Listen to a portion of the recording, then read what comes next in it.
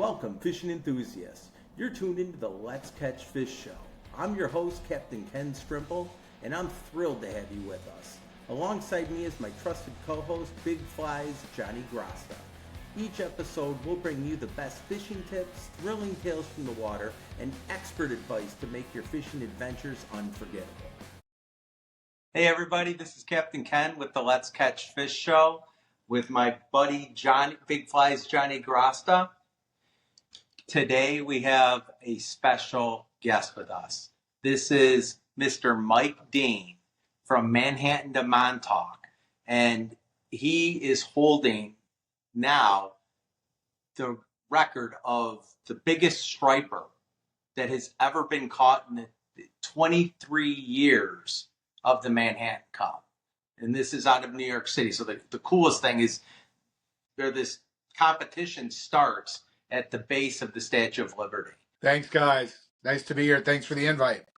Hey, it's always an honor, Mike. It's great to see you. I haven't seen you since we had the fishing show on ESPN Radio. So it's really a little different now. I've moved to the east end of Long Island, and I know that the couple of times we talked on the radio show, I was kind of like running outside of the office in New York City trying to find a spot where there weren't,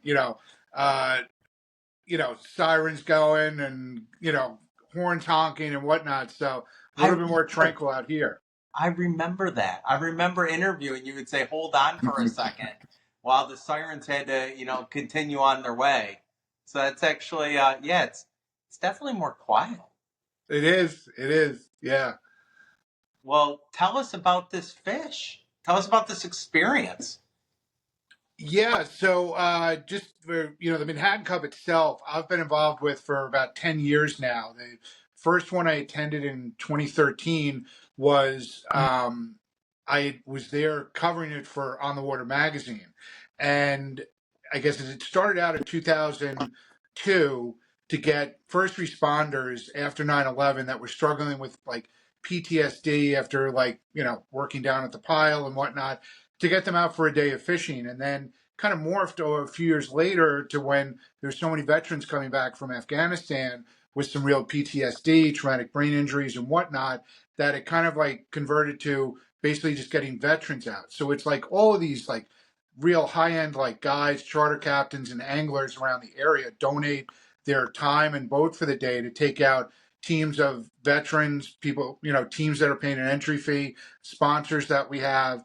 And each year I've just gotten more and more involved. And so it's, it's myself, Captain Frank Crescitelli, who's charter captain, and then two guys from the Recreational Fishing Alliance who are main sponsor. Before the show we were chatting a little bit, they're kind of like our safety net. It was very difficult each year to depend on a couple of those headline sponsors, getting all the paperwork in and just, all the struggles of trying to do that. And they stepped in, I think it was probably about 6-7 years ago. And we got your back. You guys are doing what needs to be done. We have you go and, sign up, leave the deposit. We have all of that. And then get your sponsors, get the teams, get the veterans. And it comes together. It's basically like a full-time job. It feels like at times, right? It's we always say it's like a part-time job from January until March. And then it's full-time for April, May, and when we have it in the first week of June. So I fish the event. It's catch and release for striped bass and bluefish. We measure, and weigh the fish by a formula of length times girth squared divided by 800. We also, each boat, and we had about 52 boats this year participating, gets a tagging kit from Gray's Tagging. These are the spaghetti tags, and we have an award. Gray's gives this really nice striper mount to whichever boat tags the most fish. That day, blues and stripers. Mostly this year, it was mostly stripers that were caught, a couple of bluefish. And you have from 9 to 4 the fishing times to leave Liberty Landing Marina, which is just north of the Statue of Liberty. And you can go wherever you want, but you got to be back at 4:00 with your score sheet. And we present the overall Manhattan Cup to the biggest fish, which I was lucky enough to catch. For the veteran who catches the biggest fish, we award the Chris Raguso Award. Chris and 5 other members of his combat rescue helicopter squadron were killed over Iraq in 2018. And oddly enough, the airbase is not too far from my house. Like, I can actually hear some helicopters going right now. His father is a writer for the Fisherman magazine, and Chris himself was a big fisherman. He left behind a wife and 2 young kids, and it's just like a real honor to, not just to honor his legacy, but to kind of empower the veteran that catches that fish, that they have a little bit more on them to, spread their experience and their newfound passion for fishing with other veterans that are struggling. So it's really a cool thing. So like with all that work we do, it's frantic. I get like the total anxiety about it, like the rest of the guys on the team, that everything falls into place. And somehow it always does. I had sent a picture that shows we got the FDNY sends their main fireboat. So we start out 9 o'clock or as close to 9 o'clock as we can after like a huge breakfast spread and everyone catching up and getting their swag bags. And we gather in front of the Statue of Liberty. The fireboat fires off her cannons. It's the start, and there is nothing like the adrenaline rush of going about. Well, the boat I was on is a 35 Sportsman Rockfish Charters with Trip 300F Yamahas on it. So we were going about 62 miles an hour from the statue to the Verrazano. And most of the boats end up in the Raritan Bay area, which, for your listeners who aren't too familiar, is basically like a triangle from the southwest corner, just past the Verrazano, southwest corner, which is Raritan Bay, over to Brooklyn, and then south down to just about Asbury Park, New Jersey. Is like a rough boundary. And that's where most of our captains and guides and just people that are, volunteered as captains for the day fish. And it's primarily, bunker is the main bait fish. So people can go by, fish by fly, by using lures or using bait. And so the bait wasn't in my captain's marina when he left at about 4 o'clock in the morning to get bait and get from Howard Beach, which is in Queens, over to Liberty Landing. We ran into bunker right around Raritan Bay when we passed the Verrazano Bridge, stuffed the live wells, and then just started going on the search. How do you catch them? How do you catch the bunker? The bunker, his mate throws a cast net. He has this like every bell and whistle on this boat. The boat's only about 2 or 3 years old. So, you can absolutely see the bunker pods, when they're not always showing at the surface, he can see them underneath. Because if you're throwing at a bunker pod that's flipping around the surface, it's very rare that you're going to be able to get a very productive, full net after throwing it. So it took us maybe about 15 or 20 minutes. You're throwing the cast net and then he's making a big circle, around the pod. So we filled that up, and then he's out there every day. He's tremendous. I'm sorry. He totally knows where they're at. Yeah. Adrian Muller, and this guy, I first fished with him probably about 10 years ago when he was just a recreational guy, and he had a business that he sold a few years back, and now he's a full-time charter captain. And as I'm sure most people that are kind of in that business know, it's not it doesn't make a lot of like very rich people, but makes a lot of happy people working hard. And he just is one of those guys that gets such a thrill and loves seeing people catching fish. It's a perfect fit. So once we had the live well stuffed, we headed south for about a 45-minute ride. He was checking with all of his guys in like his intel circle. And then we would approach a bunker pod that we could see not necessarily being worked, but that they were on the surface flipping around. So we would throw like a big treble or a bunker snag. And we get that. Now in New York State and New Jersey, you have to use a circle hook when targeting striped bass with live bait or dead bait. So what you do, the idea is that even though we had plenty of bunker on the boat, just to put a circle hook on them on a weighted line and get them down to the bottom doesn't necessarily attract like any of the big stripers that would be around there. And being that we see any of the pods being just, attacked, like a lot of times you will see if you get lucky, that by snagging those and bringing them back to the boat, the bass that might be around there are going to see that commotion of injured bait fish. And there were 4 of us fishing, plus Adrian, at the wheel, and his mate Felix. And we would get them back to the boat. We'd already have a bunker on a circle hook. We had 3 with weights on them, and then one that acted, as a flat line with no weight. And we would put those down, hoping that they would stand out a little bit to maybe that bass that was like something's going on and was investigated.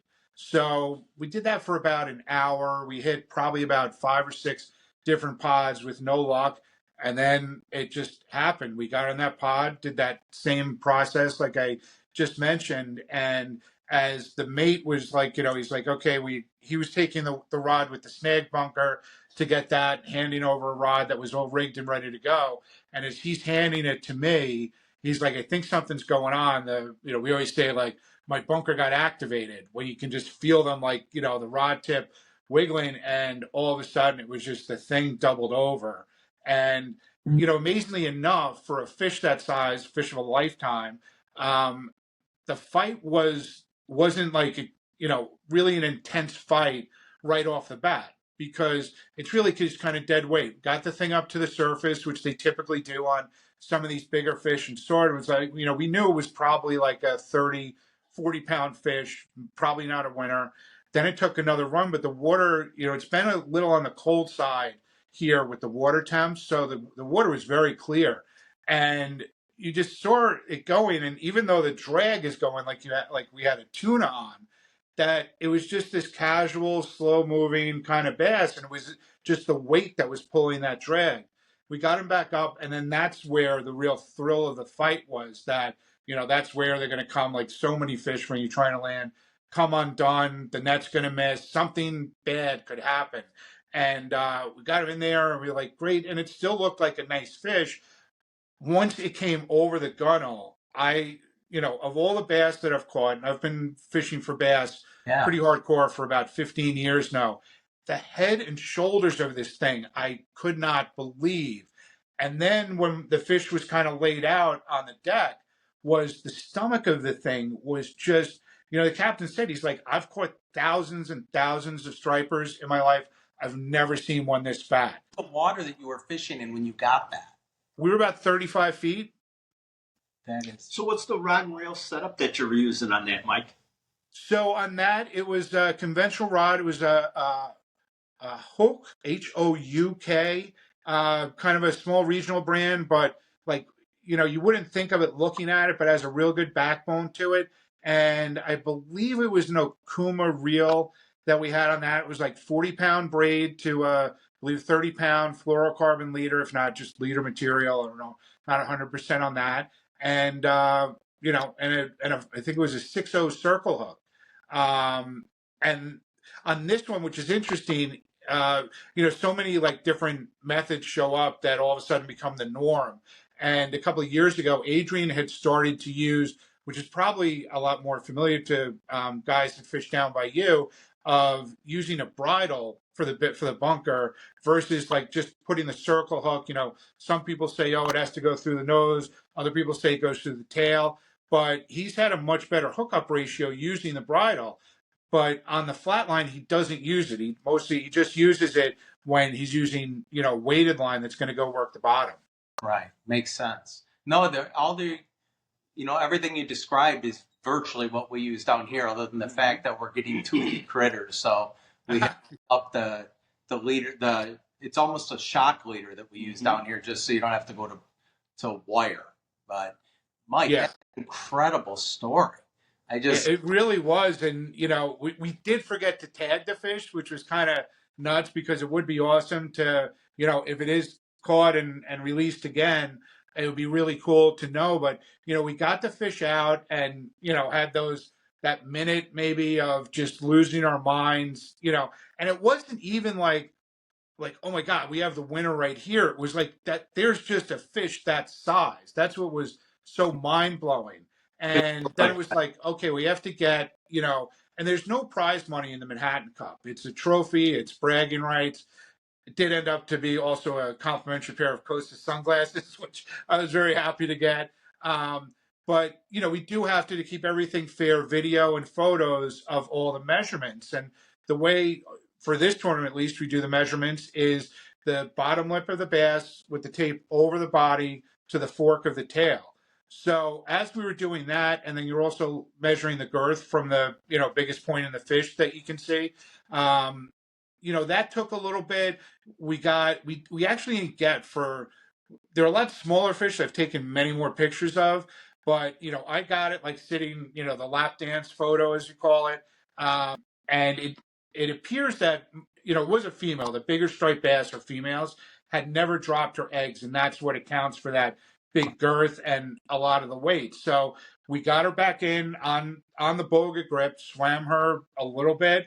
She chewed down on the boga, flapped her tail, and off she went. And it was just, amazing. I mean, just to catch a fish like that, but that it happened on a day that just means so much to me, so much to everyone involved, and so much to the veterans. It was just for that one day, I'm like I nailed it, man.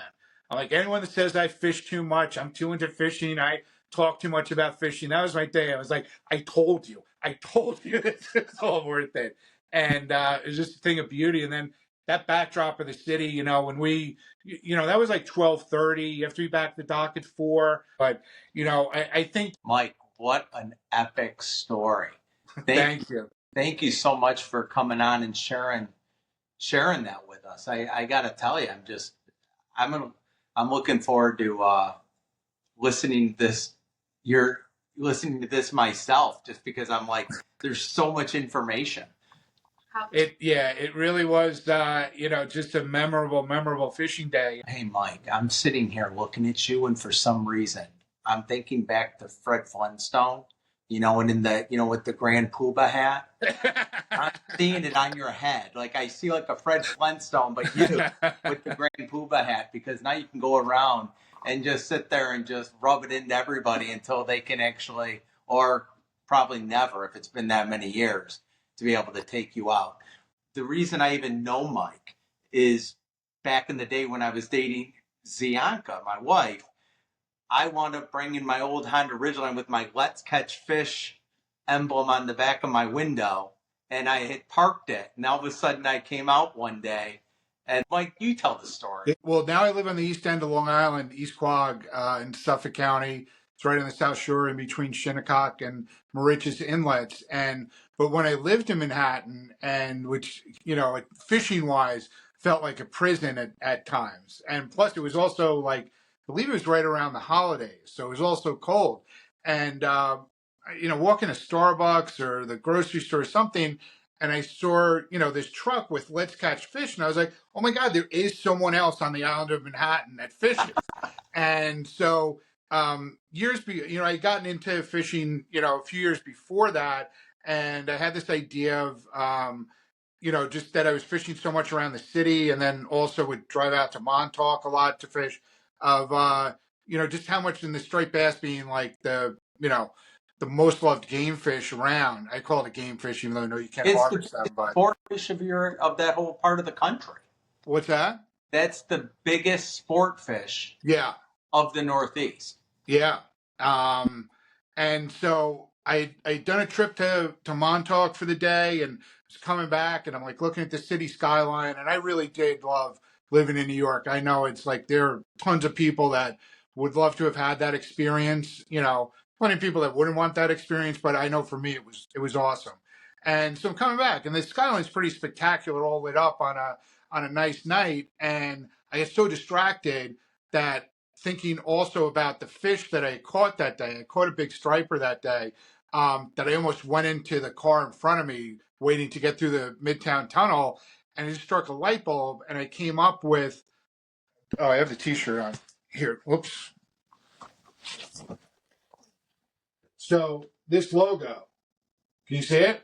Yeah, no, I remember it well. So anyway, I just remembered like going to wherever I was going and passing your truck, and then coming upstairs, and my wife's like, what are you doing? I was like, I got to go put a sticker on this guy's windshield. And I had like the oval stickers with the logo on it. And, then all of a sudden it was like when I heard from you and I was like, you're doing the radio show up in Rochester for ESPN radio. And, definitely one of those, kind of crazy New York City / fishing stories that I've told to a bunch of people, and everyone always gets a good kick out of it. No, I'll never forget meeting you. Mike, if people want to get in touch with you? I'm on Facebook. Most of what I post on Facebook is on my personal feed, Mike Dean. And on Instagram, Manhattan to Montauk, MNHTN, the number 2, MTK. And you can follow me on there, leave me a direct message. That's also the same URL for my website. Wow. Well, Mike, thank you so much. This has been an absolutely amazing story. Tremendous honor, Mike. John, thank you so much for having me. I really appreciate it. Johnny and I are just sitting here just like, wow, it's like a great fishing tale. Really cool. Thanks, Mike. Well, everybody, this is the end of our segment. Please don't leave. We have to take a break for our commercial breaks right now, and we'll be back in the next segment. Thank you. Thanks again, Mike. This show is proudly sponsored by Kenzie Boats, Melbourne, Florida's premier boat tour and fishing charter company. Whether you're a seasoned fisherman or just looking to enjoy a beautiful day on the water, Kenzie Boats has the perfect adventure for you. With Kenzie Boats, you can customize your tour duration to fit exactly what you want to do. Experience thrilling dolphin and manatee watching, island hopping, hanging out at sandbars, enjoying breathtaking sunset tours, or even tubing. Visit kenzieboats.com to pick your next unforgettable fishing charter or boat tour. Hey everybody, welcome back to Let's Catch Fish. It was amazing having Mike Dean on with us, but we are running into a little bit of a technical challenge getting Kevin Cram on for this week, so we're going to have to reschedule him to a future date.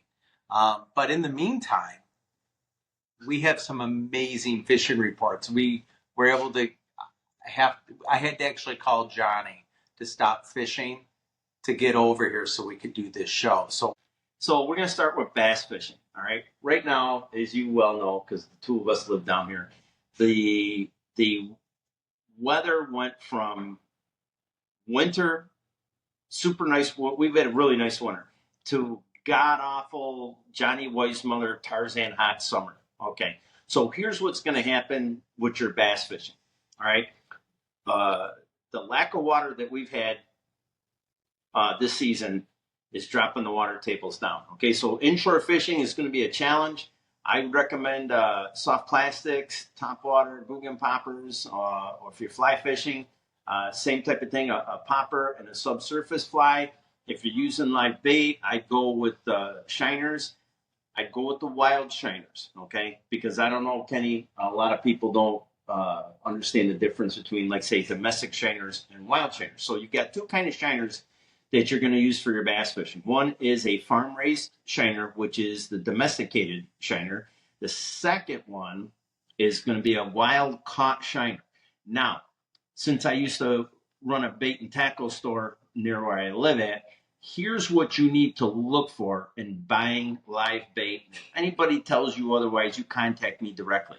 When you go to buy your bait, first and foremost, make sure the person getting your bait is counting exactly what you want. So what I'm saying is, if you're going to pay for 3 dozen shiners, make sure they put 3 dozen shiners in there.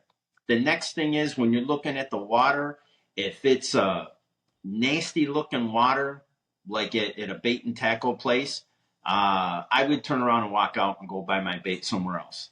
Don't be at the mercy of those guys.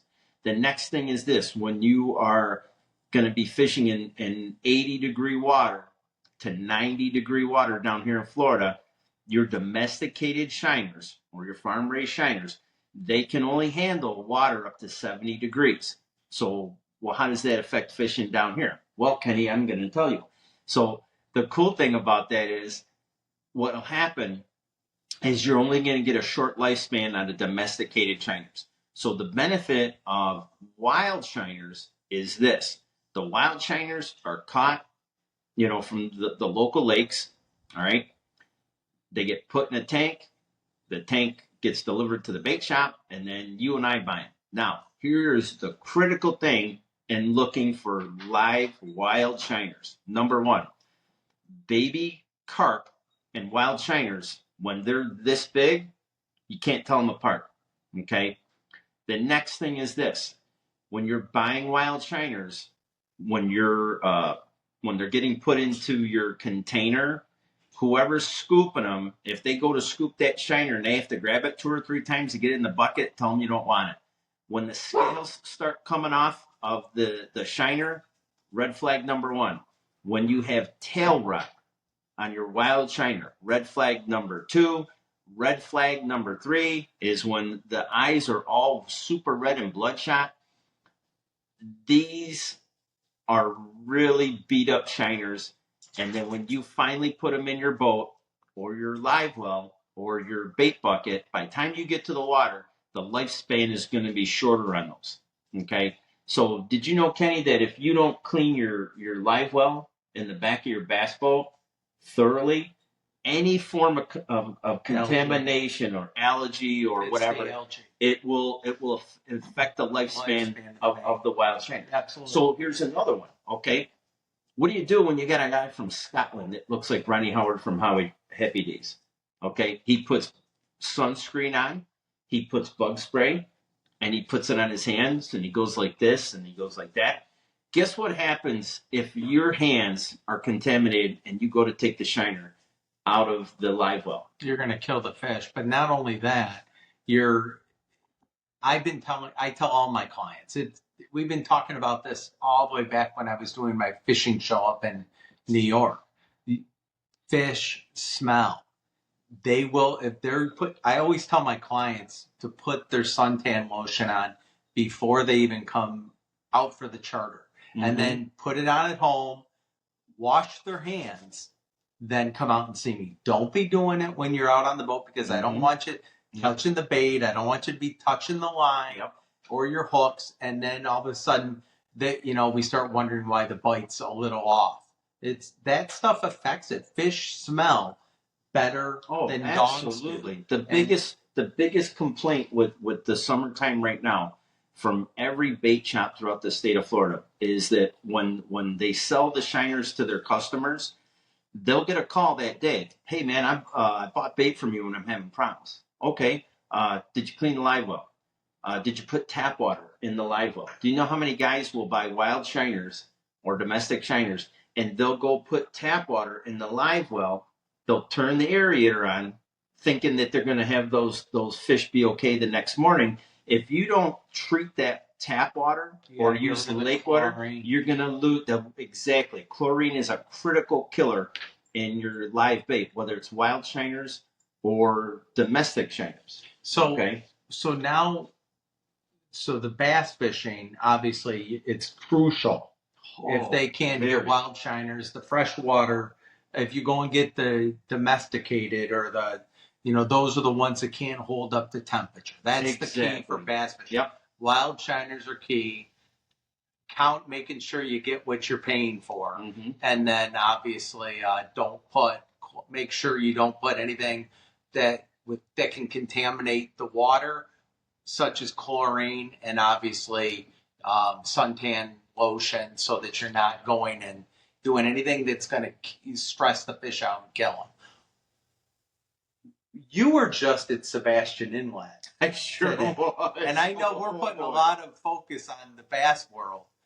And listen, that I totally am on board with bass fishing. I don't do it that much anymore because I'm living down here on the coast. Mm-hmm. But so I truly appreciate that, because, sometimes, Florida has the biggest bass.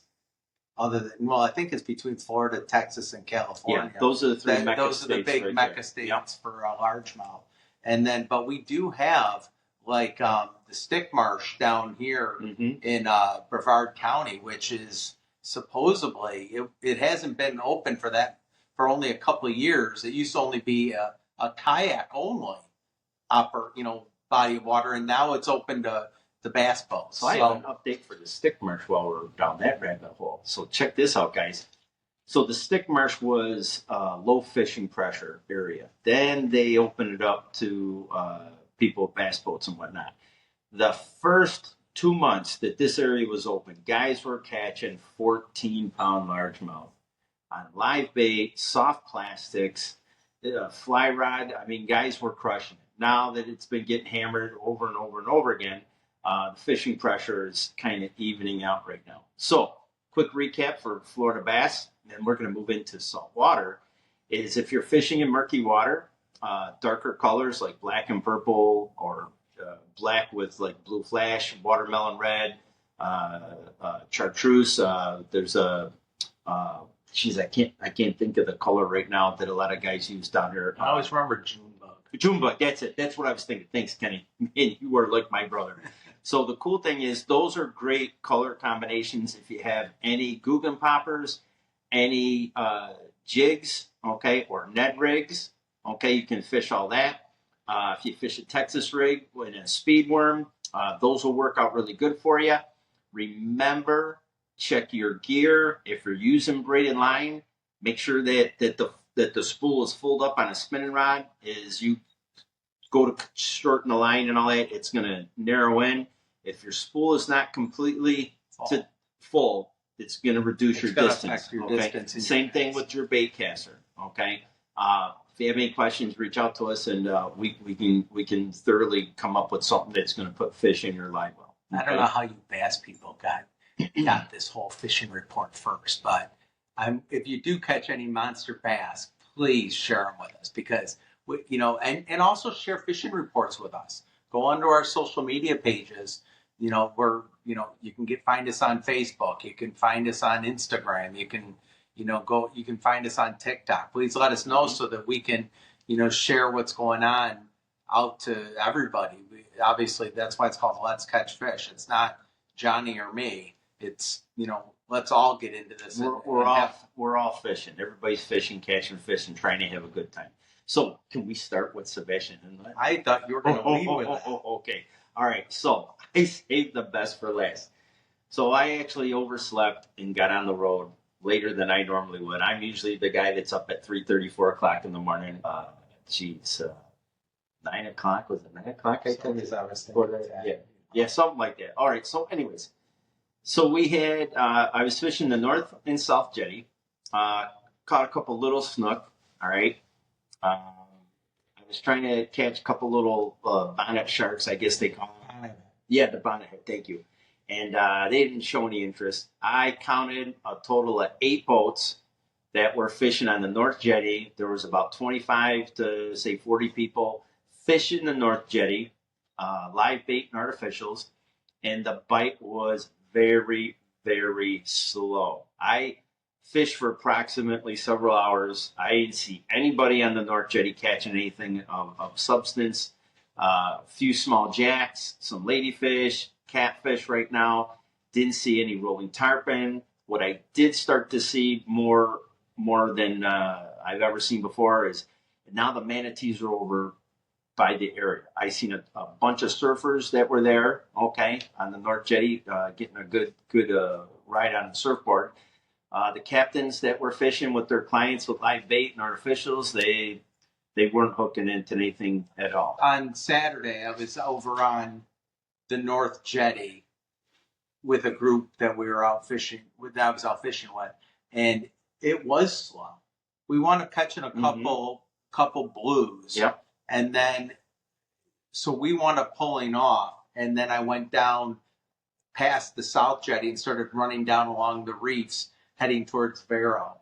And there was pretty epic. There were a bunch of bait boils taking place. So it was just, and we started following through them. And we wound up catching a beautiful Spanish mackerel. Yep. But then I finally, I went to one of my spots on the reef and then started chumming the water. We wound up pulling out, I think, 13 bluefish in that spot too. So, and then last week I was doing some offshore charters and was, going from the 75-foot ledges all the way out to 120. But I found my best bite was at about 85 feet. Yep. And we wound up landing a 7-foot sandbar shark. We wound up getting a 42-inch cobia.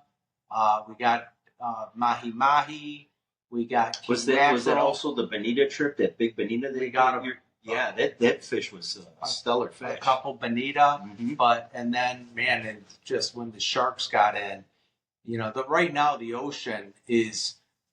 We're in the time of the year that if you're going to get offshore, And the beautiful thing about this time of the year is once we start getting more rain, it will take places like the Mosquito Lagoon, okay, and it'll make those canals and waterways flourish because of the higher water tables. All right, so for guys that don't have a boat like me, you'd be able to go from one spot to another, and you can wade fish, you can fish from shore on foot.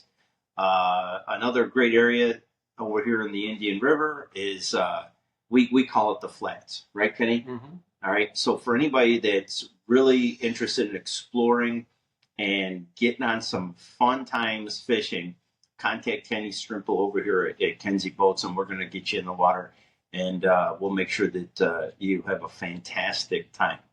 I do need to also let you know, thank you for, giving me that shameless plug, because if you, obviously this is what I do, but if you're also, I take people out on dolphin tours, sunset cruises, the bioluminescence is starting to kick in. So the best that I had ever seen was last year, 4th of July, where we were out watching the fireworks, and then on the whole, you could just see the water just glowing from everybody's wake. It was just amazing. And then I'll take you to some spots that when all the bait that when you're fishing the flats, that's why all the predators are in there. It is like watching stars burst.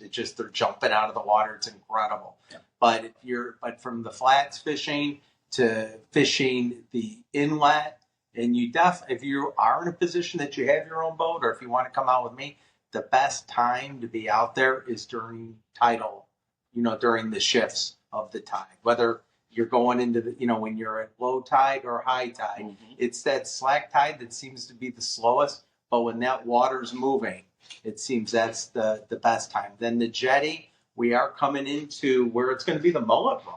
Yeah. It's the most insane fishing that you're ever going to experience on the Atlantic Ocean, at least in Florida, because when those mullet come in, all of a sudden you'll see the biggest tarpon you're ever going to see in your life. You're going to see the biggest snook, the redfish. And people are starting to catch the redfish right on the beaches. They sure are. I was on social media and I wound up liking a huge redfish that this guy just wound up catching with a whiting. A white, it was a whiting. I was trying to say whitefish. But you got to put time on the water. If anybody thinks that they're going to come out here to Sebastian Inlet and start fishing and catching big fish, if you don't catch anything, don't be disappointed, because it is a tough area, but it is also the mecca of some big fish. I've got guys that I've taught how to use a two-handed spey rod where they've been catching over the last several years snook up to 36 inches and whatnot. And when the snook are there, you can swing your fly into the rocks. You can stand on the rocks, or you can use a double-handed rod like this. And if you see, this was the fly that I was using today. Okay, so this is my Sage. How many snook did you catch? I caught two little snooks, probably about, 18, 19 inches in shallow water near the rocks where they were ambushed and bait fished. So, well, everybody, thank you again for watching the show and listening to it on our podcast. Check us out again on our social media pages. We'll just look up Let's Catch Fish on Facebook, Instagram, TikTok, and we'll see you next week. Tight lines, everybody. Well, that wraps up this episode of the Let's Catch Fish Show. We hope you enjoyed our tips, tales, and expert advice. Remember, we're here every week with a new episode, so keep listening and stay hooked on Let's Catch Fish.